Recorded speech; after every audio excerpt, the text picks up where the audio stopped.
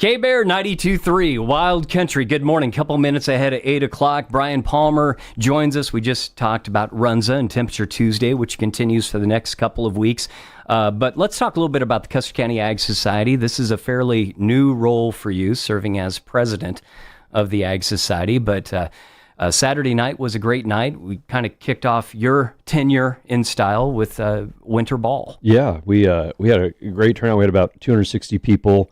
Was a rough count that I knew when we came in. It was a great event. I've been to several of the winter balls.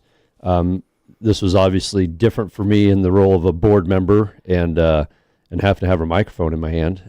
So looked at it a little bit differently. I thought that the event overall was very generous from our supporters in the way of the auction, live auction, silent auction. I was really just impressed with all the giving that came with the event. So, and I do not have those numbers tallied. I'd be happy to share those if I did, and I'm sure not going to guess. Yeah, I'm sure we'll have some of those figures coming up as everything's added up. Yeah, from the weekend. But like you said, there was a lot of generous hearts, either from the donations from the items that were placed on the auction, or from those that attended and did the bidding.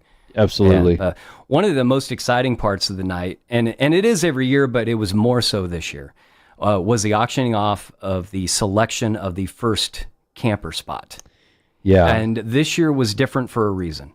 Yeah, so one of our board members was been on the board for 6 years. Casey Cooksley knew that Chase Christian always bid on a camper spot, and we thought he came up with the idea, and it didn't take much at all for all the board members to jump on with this, but we decided that we would take the proceeds from that auction item, so it's your choice of a camper spot for the county fair, and get those funds over to Nebraska State Bank in Chase's name.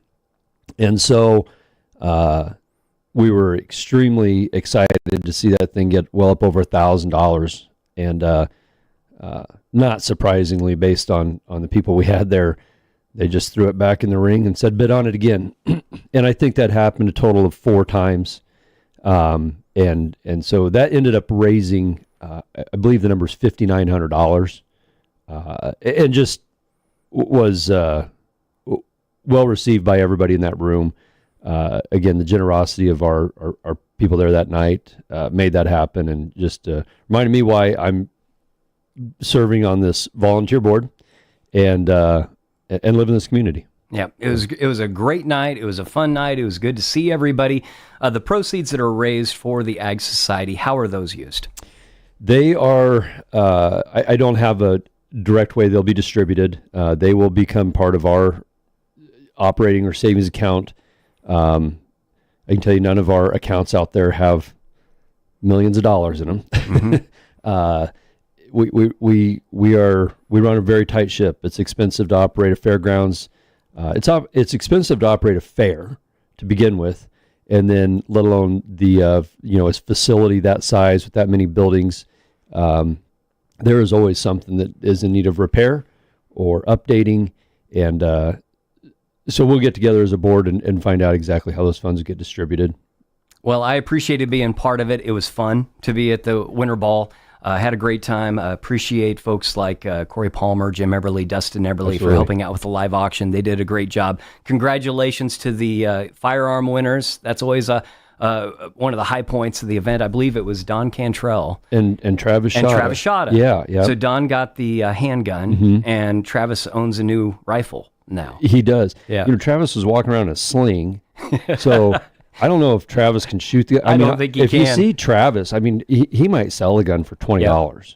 He might. Just ask him. Yeah, he's a horse trader anyway. He'll wheel and deal with you. I didn't say that, Travis.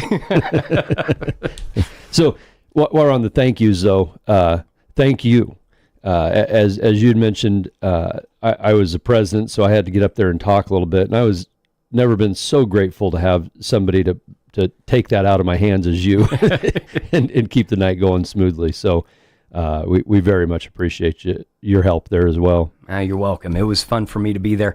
And we look forward to seeing what other events and activities and opportunities present themselves out at the Custer County Fairgrounds. Yeah, I guess the other thing I can't forget to mention is, our silent auction and auction items helped us make money that night, build funds that night.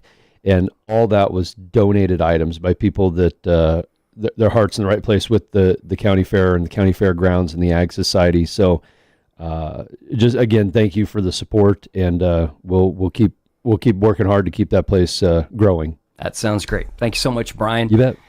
Brian Palmer joins us with Runza and also the Custer County Ag Society today. News is coming up in just a little bit. Andrew has local headlines. Fox is on the way. And then we'll take a look at the forecast and see if it's ever going to warm up. 4 minutes now past 8 o'clock.